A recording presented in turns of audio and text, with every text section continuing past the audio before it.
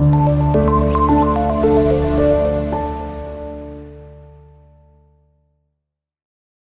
वालेकुम class, this is me Ghulam Nabi, your biology teacher.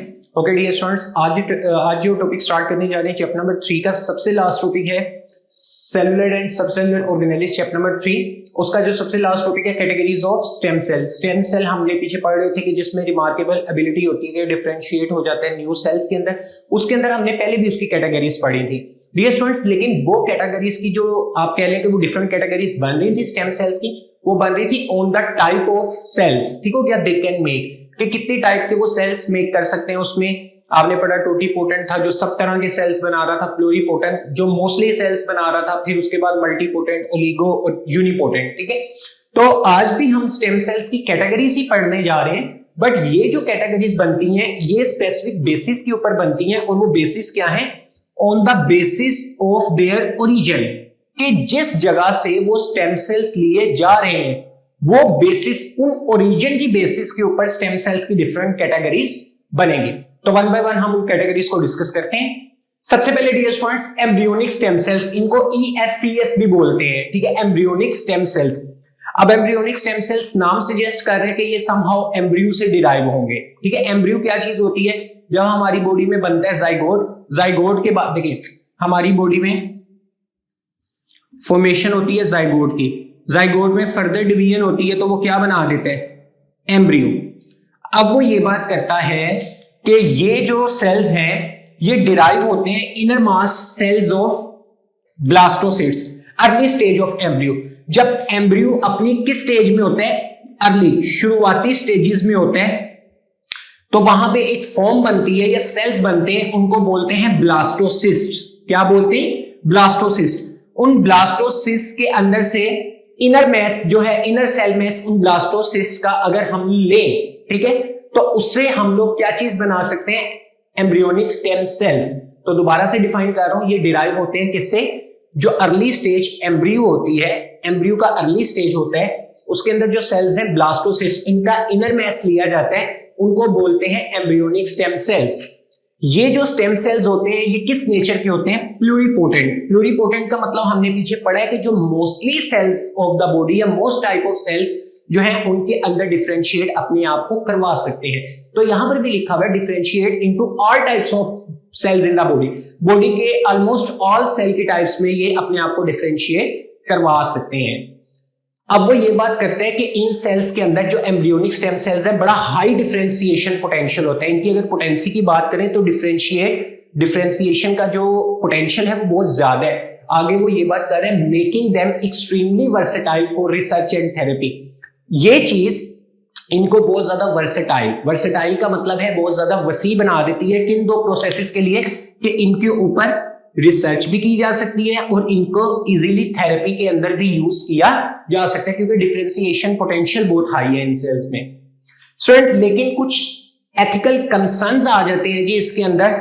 Ethical का मतलब है कि एथिक्स के हिसाब से कुछ तनाजात आ जाते हैं, जिसको कई सोसाइटी या लोग जो हैं वो इस प्रोसेस को पसंद नहीं करते। उसकी रीजंस है। एथिकल कंसर्न्स क्या आ जाते हैं कि इसमें ना डायरेक्ट ह्यूमन एम्ब्रियोस यूज हो रहे हैं। ठीक है, क्योंकि अगर वो ह्यूमन एम्ब्रियो अगर लेट्स सपोज डैमेज हो जाता है तो इसका मतलब है पूरे का पूरा न्यू बेबी या न्यू लिविंग ऑर्गेनिज्म डैमेज हो रहा है इसके अंदर। तो इस वजह से एम्ब्रियोस को यूज करने की वजह से एथिकल कंसर्न्स जनरेट होते हैं। फिर इसके अलावा इसमें टेराटोमा फॉर्मेशन है। स्टूडेंट, टेराटोमा क्या चीज है? बेसिकली ये ट्यूमर्स है। आपने पढ़ा है ना कि ट्यूमर्स कैसे बनते हैं? सोमैटिक सेल्स की जो है अनकंट्रोल्ड डिवीजन की वजह से।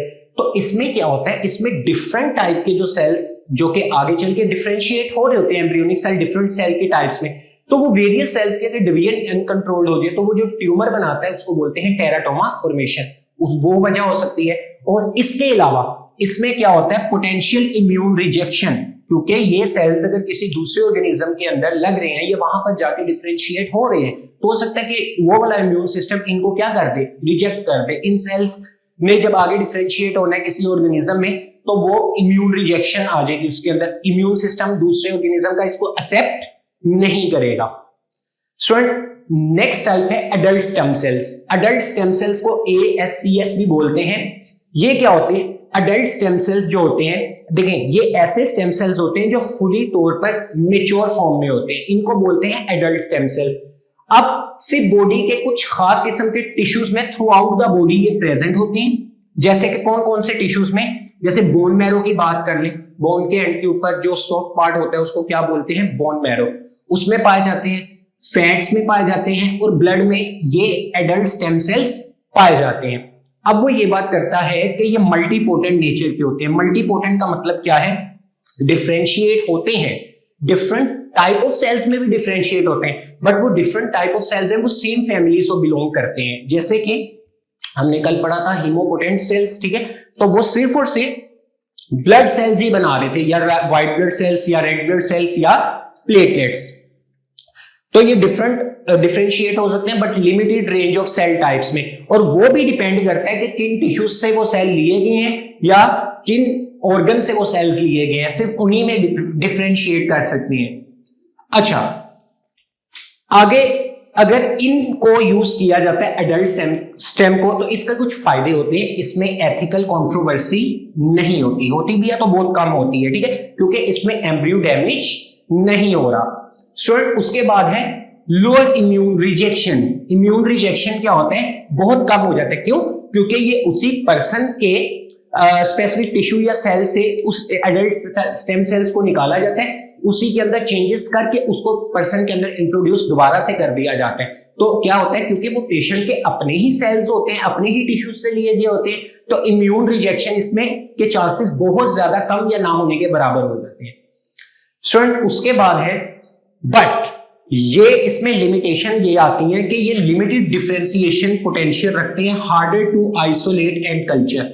इस लाइन का मतलब ये है कि ये सेल्स, जैसे कि अगर हम खाली बात करें कि बोन के सेल्स हैं, बोन मैरो के अंदर सेल्स हैं, या खाली ब्लड सेल्स हैं, लाखों की तादाद में सेल्स हैं, तो उनमें अलग अलग से एम्ब्रियोनिक स्टेम्स जो हैं उनको ढूंढना मुश्किल होता है, उनको आइसोलेट करके कल्चर करवाना क्या होता है, मुश्किल होता है। तो ये एक लिमिटेशन एडल्ट स्टेम सेल्स के अंदर आती है।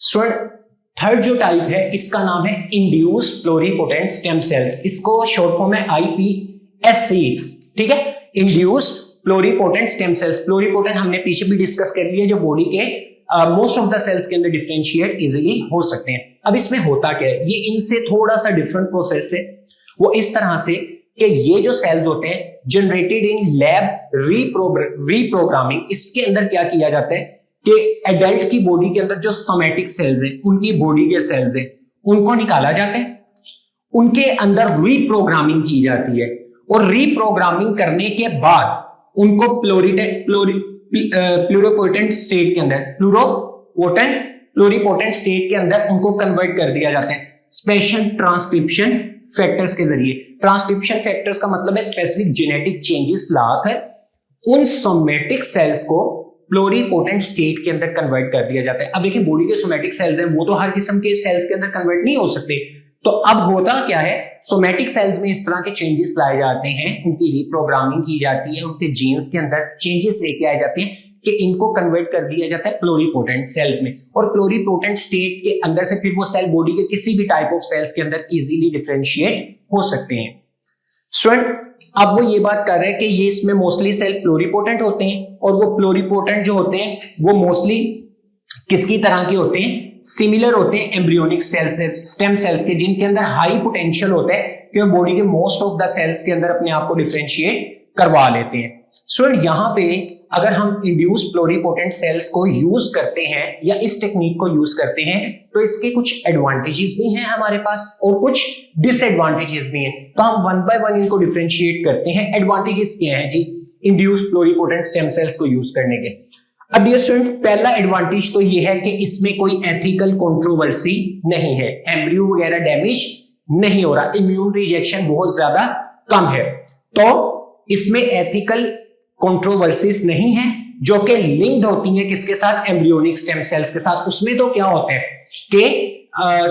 कि एम्ब्रियो डैमेज होने के चांसेस होते हैं क्योंकि एम्ब्रियो से वो सेल्स लिए जा रहे हैं, तो इसके अंदर लेस एथिकल कंट्रोवर्सीज होती हैं। आगे वो ये बात कर रहे हैं इसके अंदर, क्योंकि ये लिंक तो एम्ब्रियोनिक स्टेम सेल से कर रहे होते हैं लेकिन इनके अंदर डिस्ट्रक्शन ऑफ एम्ब्रियो नहीं हो रहा होता, ठीक है। उसके बाद they can be generated from patients own cells, patient की अपनी बॉडी ही से ही ये सेल लिए जाते हैं और इनको प्लोरीपोटेंट के अंदर क्या कर दिया जाता है, कन्वर्ट कर दिया जाता है। तो इस वजह से क्या है कि पेशेंट्स के अपने सेल से लिए जाते हैं। इम्यून, देखें, minimize the risk of immune rejection, immune rejection का जो रिस्क है वो बहुत कम हो जाता है। आगे क्या है, आगे है offer potential for regenerating damage tissues and organs. अगर बॉडी का कोई ऑर्गन या कोई टिश्यू क्या हो गया, डैमेज हो गया, तो अब उस ऑर्गन के अंदर या टिश्यूज के अंदर सेल्स की रीजनरेशन होती है। खाली स्टेम सेल्स तो उसमें नहीं रीजनरेट करवा सकते उसको, तो क्या करवाते हैं, सोमैटिक सेल्स लिए, उनको रीप्रोग्राम करवाया बॉडी के प्लोरीपोटेंट सेल्स में, जो कि किसी भी सेल्स में क्या हो सकते हैं, अपने आप को डिफरेंशिएट करवा सकते हैं। तो अगर कोई पेशेंट जिसको क्या है, हार्ट डिजीज है, ठीक है, तो इस तरह की हार्ट डिजीज के अंदर न्यू हार्ट सेल्स उस पेशेंट्स के लिए बनाए जाते हैं, किसके जरिए, इंड्यूस प्लोरीपोटेंट स्टेम सेल्स के जरिए। उसके बाद अगर कोई पेशेंट है जिसको न्यूरोडीजनरेटिव डिजीज है, मतलब ब्रेन से रिलेटेड कोई डिजीज है जिसमें नर्व सेल्स या न्यूरॉन डैमेज होने के चांसेस है, तो उसमें न्यू न्यूरॉन्स इसके अंदर उसकी फॉर्मेशन करा दी जाती है थ्रू प्लोरीपोटेंट स्टेम सेल्स। स्टूडेंट, इसके कुछ डिसएडवांटेजेस भी हैं, जो कि क्या है आपके पास, ये जो रीप्रोग्रामिंग टेक्निक है ना, जिसके अंदर सोमैटिक सेल की रीप्रोग्रामिंग करके उसको ट्रांसक्रिप्शन फैक्टर के जरिए प्लोरीपोटेंट के अंदर कन्वर्ट किया जाता है, इस रीप्रोग्रामिंग की वजह से कुछ जीन्स के अंदर चेंजेस आ जाते हैं। अब जब जीन्स में चेंज आएंगे, आपको पता है हर कैरेक्टरिस्टिक्स को या सेल के फंक्शन को जीन कंट्रोल कर रहे हैं, तो जेनेटिक चेंजेस की वजह से ये जो सेल्स हैं इंड्यूस प्लोरीपोटेंट स्टेम सेल्स, इनकी जो वर्किंग है उसके ऊपर इफेक्ट आ सकता है। उसके अलावा फॉर्म ट्यूमर्स टेराटोमास, ठीक है, हमने पहले भी ये डिस्कस किया ना पॉइंट कि टेराटोमास बनते हैं इसके अंदर।